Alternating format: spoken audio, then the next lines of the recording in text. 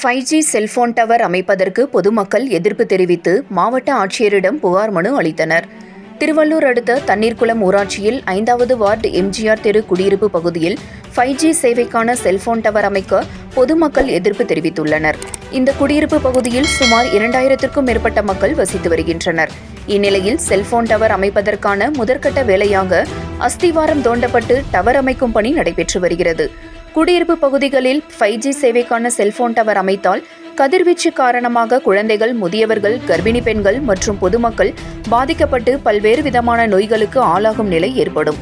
எனவே குடியிருப்பு பகுதியில் 5G சேவைக்கான செல்போன் டவர் அமைப்பதை நிறுத்த வேண்டும் என்று கூறி அந்த பகுதியைச் சேர்ந்த பொதுமக்கள் திருவள்ளூர் மாவட்ட ஆட்சியரிடம் புகார் மனு அளித்தனர். முன்னதாக செல்போன் டவர் அமைய உள்ள இடத்தை முற்றுகையிட்டு போராட்டம் நடத்தினர். இதனால் அப்பகுதியில் பரபரப்பு ஏற்பட்டது. அப்போது அங்கு பாதுகாப்பிற்காக நிறுத்தப்பட்டிருந்த செவ்வாய்ப்பேட்டை இன்ஸ்பெக்டர் பாஸ்கர் மற்றும் போலீசார் செல்போன் டவர் அமைக்கும் பணி நீதிமன்ற உத்தரவின் பேரில் நடைபெறுகிறது. இதை தடுத்தால் உங்களை கைது செய்வோம். ஆகையால் கலைந்து செல்லுங்கள். நீங்கள் இதை தடுக்க வேண்டும் என்றால் முறையாக நீதிமன்றத்தை அணுகுங்கள் என அறிவுறுத்தி அனுப்பியுள்ளார்.